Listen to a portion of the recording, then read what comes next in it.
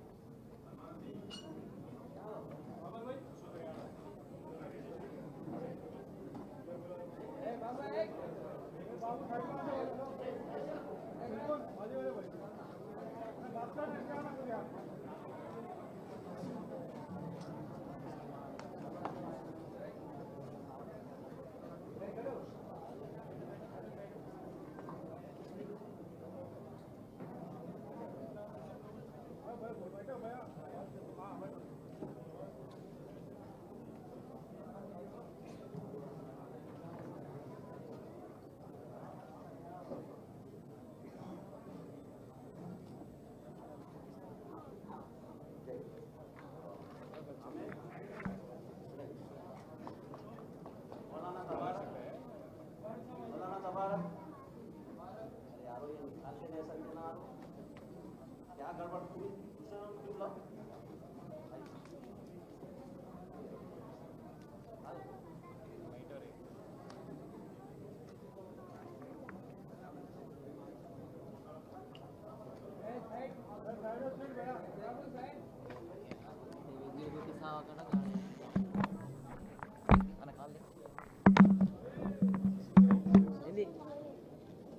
ये हाफिज साहब का है।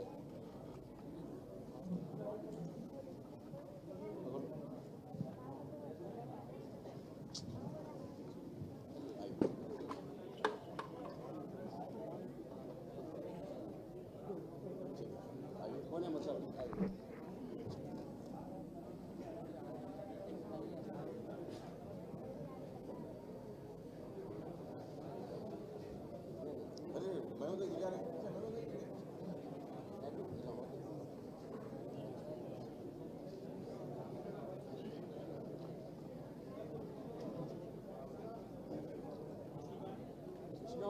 पीछे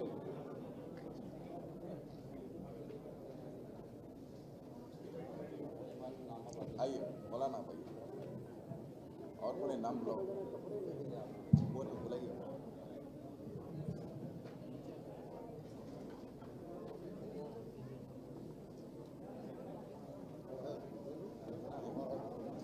सर्टिफिकेट का एली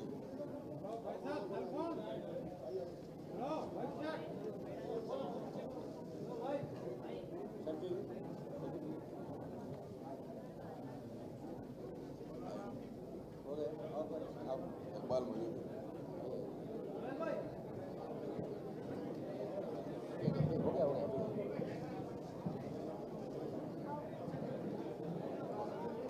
हो गया लास्ट चलो चलिए हमें दो बच्चे मिलेंगे आप चलिए चलिए हाँ नहीं एक बच्चा एक बच्ची एक बड़ी बच्ची आप बेटे आप भी आओ नहीं आप वो बच्ची को बुलाओ यार वो स्टाफ वाली छोटी बच्ची को हाँ बीच में अकबर पे हटो पीछे हटो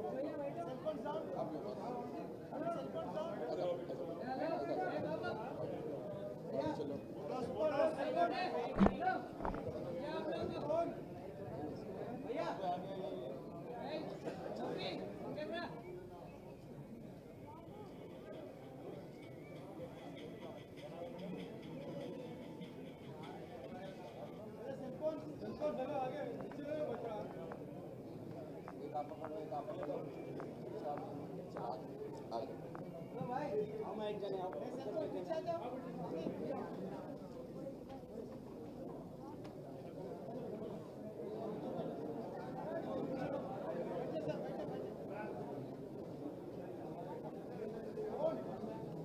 और सलाम। आज मंच पे विराजमान हमारे भाई और साबिका डिप्टी चीफ मिनिस्टर तेलंगाना के और साबिका होम मिनिस्टर तेलंगाना के एमएलसी मोहम्मद महमूद अली साहब और साबिका स्पीकर साहब और आज काउंसिल में लेजिस्लेटिव काउंसिल में हमारे फ्लोर लीडर मधुसूदन आचार्य साहब, साबिका वजीर तेलंगाना के Sunita Laxma Reddy madam, farmer MLC Salim साहब, हमारे भाई श्रवण भाई, हमारे भाई आज इस जलसे को यहाँ पे बुलाने वाले और हम सबको यहाँ पे बुलावा देने वाले भाई हमारे शेख अब्दुल्ला सोहेल साहब, मसीउल्लाह खान साहब जो हमारे फॉर्मर चेयरमैन, इम्तियाज़ इशाक साहब, नगेश भाई हमारे फॉर्मर एमएलए, हमारे भाई वीरू भाई विष्णुवर्धन रेड्डी गारू, अब्दुल मुकी चंदा साहब, नियाजी साहब, सोफिया मैडम और जितने हमारे भाई, हमारे कार्तिक भाई, श्रावण भाई, आनंद भाई, कलीम, मोहित खान साहब, शरीफ भाई, अरशद भाई, मुनीर भाई और बदर भाई, बदरुद्दीन साहब, मुटा जयसिमा साहब, हमारे डिप्टी मेयर वारंगल के मसूद भाई, अब्दुल बासित साहब और जिस किसी का भी नाम नहीं लिया, जमील भाई हमारे, और जिन किसी का भी मैं नाम नहीं लिया पहले मैं उनसे माफ़ी मांगता हूं। अगर कुछ बोलना भी है तो मन में बोलो, बाहर मत बोलो। बस इतना ही कहते हुए मैं चंद चीज़ आपके सामने रखना चाहता हूं। आज हिंदुस्तान के, आज़ाद हिंदुस्तान के पहले जो वज़ीर तालीम थे मौलाना अबुल कलाम आज़ाद, आज उनकी बर्थ एनिवर्सरी है। इस मौके पे आज बच्चों को और हमारे पार्टी के माइनॉरिटी लीडरों में कुछ खास लीडरों को बुला के ये जलसा आज हम लोग यहाँ पे तेलंगाना भवन में केसीआर साहब के डायरेक्शन पे हम लोग कर रहे हैं। चंद चीज़ मैं आपके जहन में लाना चाह रहा हूँ, आपको याद दिलाना चाह रहा हूँ। जिस दिन तेलंगाना बनी थी 2014 2 जून को, काफ़ी सारे अफवाहें, काफ़ी सारे शंकाएं थे आपके मन में, क्योंकि हमारे जो दुश्मन जो तेलंगाना बनने के खिलाफ थे, मुखालिफत कर रहे थे, सबकी कान भर के बहुत कोशिश कर रहे थे कि हिंदू और मुसलमान भाइयों के बीच में, मेजॉरिटी और माइनॉरिटी भाइयों के बीच में, बहनों के बीच में एक दरार खड़ा करने की कोशिश, दरार क्रिएट करने की कोशिश बहुत जोर से वो लोग कर रहे थे। पर 10 साल में तेलंगाना में जो अमन, जो भाईचारा, जो खुशहाली, एक दूसरे की रीत और रिवाज को इज्जत देने की एक तहजीब जो केसीआर साहब के सदारत में, केसीआर साहब के हुकूमत में हमने जो देखा, शायद पूरे हिंदुस्तान के लिए एक मिसाल की तौर पे 2014 के बाद तेलंगाना पूरे हिंदुस्तान के लिए गंगा जमुना तहजीब और हिंदू मुस्लिम यूनिटी का एक मिसाल बन गया पूरे हिंदुस्तान में। मैं याद दिलाना चाहता हूं आपको कि कितने काम केसीआर साहब की हुकूमत ने हर किसी के लिए की, उसमें माइनॉरिटी भी है, मेजॉरिटी भी है। हमेशा केसीआर साहब ने गरीब को गरीब की तरह देखा, इंसान को इंसान की तरह देखा, कभी मजहब के नाम पे सियासत या सियासी फायदा ढूंढने की कोशिश कभी नहीं की। मैं याद दिलाना चाहता हूं आपको, आज अगर एक गरीब मुसलमान बहन को रमज़ान के वक्त उनके घर पे एक तोहफा दिया गया, तोहफा पहुंचाया गया, तो गरीब हिंदू बहन को बतुकम्मा के दौरान, दशहरा के दौरान उनके घर पे भी तोहफा पहुंचाया गया। साथ ही साथ हमारे गरीब अगर ईसाई भाई बहन हैं, उनके घर पे भी क्रिसमस के दौरान एक क्रिसमस गिफ्ट भिजवाया गया। तो ये है एक दूसरे को साथ लेके चलना, सबका साथ सबका विकास, सच्ची विकास ये है। बोलने के लिए बहुत कुछ बोल सकते हैं, पर आज अगर पूरे हिंदुस्तान में कोई एक ऐसी हुकूमत थी जिसने हर किसी को साथ लेके चलने की कोशिश की और दिल से की, तहे दिल से की, तो केसीआर हुकूमत है।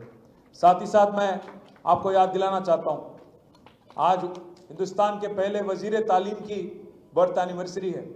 तो तालीम की बात अगर की जाए, केसीआर साहब पहले दिन से बोलते आए कि जितना अच्छा तालीम हम हमारे बच्चों को दे पाएंगे, आगे आने वाले नस्लें उतना और मजबूत होंगे और उनकी काबिलियत इतनी बढ़ेगी कि पूरे दुनिया से लड़ने की हिम्मत, पूरे दुनिया में जाके कहीं भी हिंदुस्तान की ताकत दिखाने की, हिंदुस्तान की काबिलियत दिखाने की उनमें एक हिम्मत आ जाएंगी।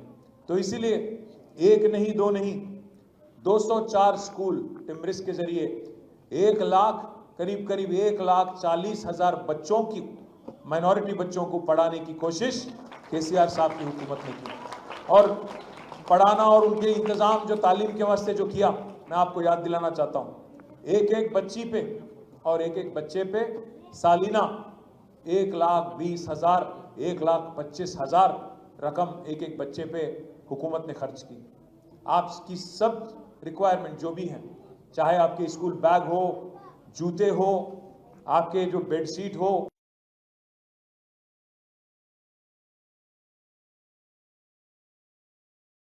$1.66 करोड़, 438 को क्या बोलते हैं, 438 करोड़ रकम आज माइनॉरिटी बच्चों के वास्ते, आज हमारे बच्चों के वास्ते केसीआर हुकूमत ने खर्च किया। आप सबकी तालीम दुनिया से लड़ने की काबिलियत लाने के लिए कोशिश की। 2 एकड़ जमीन नामपल्ली में, 2 एकड़ जमीन नामपल्ली में आज करीब हमारे सोहेल भाई वहीं रहते, क्या रकम रहेगा साहब 2 एकड़ जमीन नामपल्ली में? 100 करोड़ से ज्यादा रहता, 100 करोड़ से ऊपर रहता। 100 करोड़ से ऊपर रहने वाली 2 करोड़ जमीन एक यतीम खाना अनीसुल गुरबा बनाने के लिए, उसको 39 करोड़ 39 करोड़ के साथ बनवाया।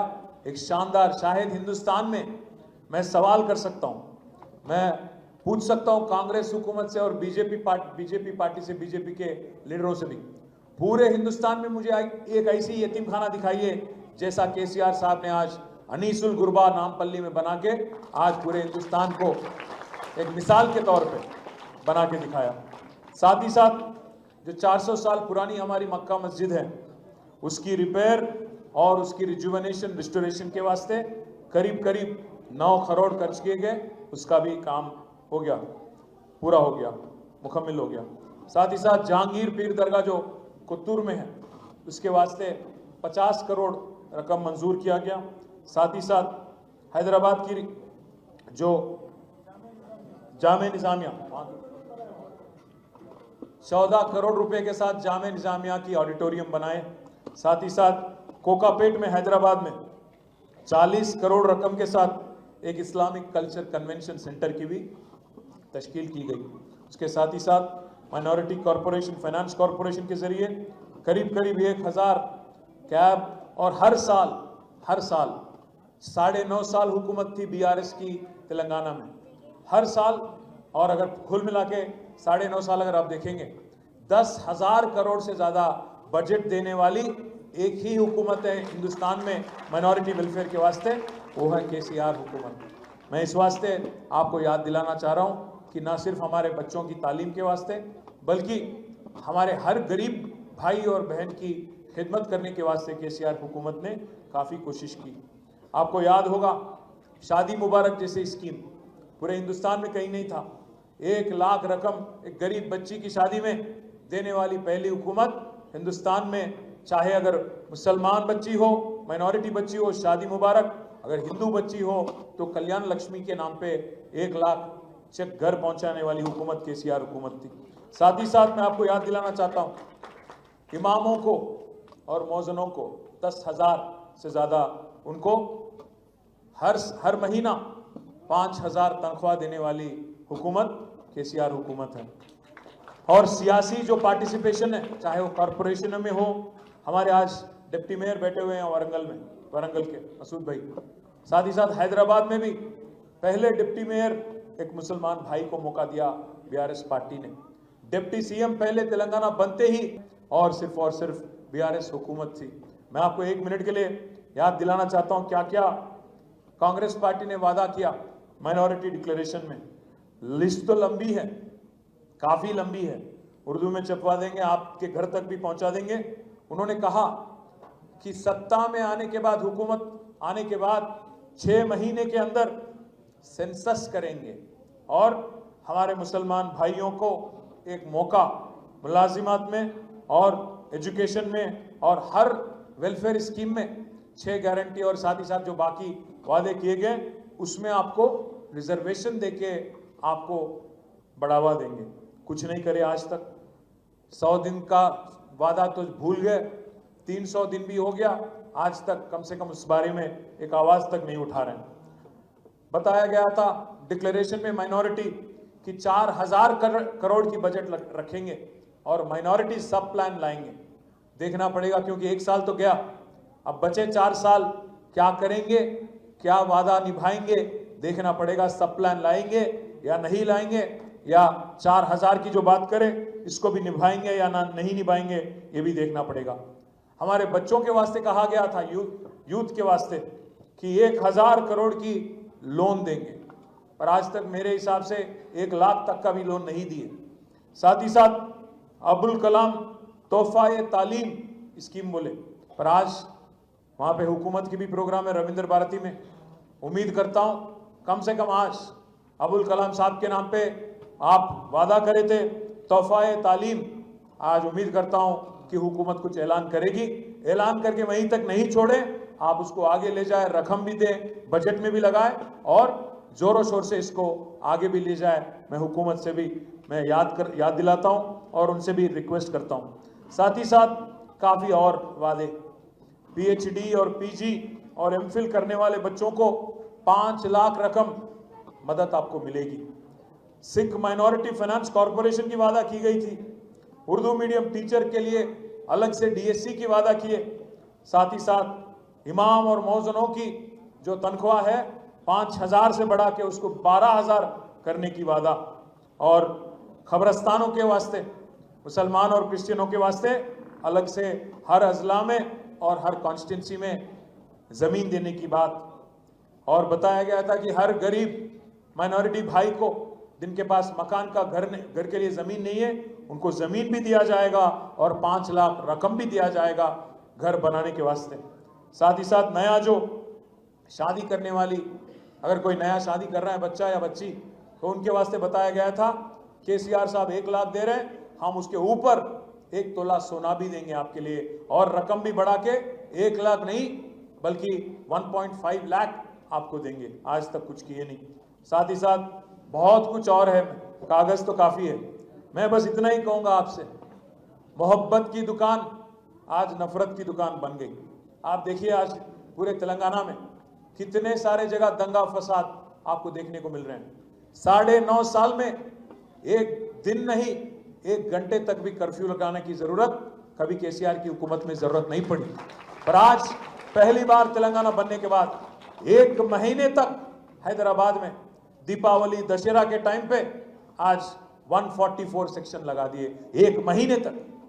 मैं इसलिए आपसे पूछना चाहता हूं, कहां केसीआर साहब और कहां ये चिचोरा सीएम हमारे, अभी जो क्या नाम है उनका, रेवंत रेड्डी, नाम तक लेने की जरूरत नहीं है, चिचोरा इंसान है उन्होंने।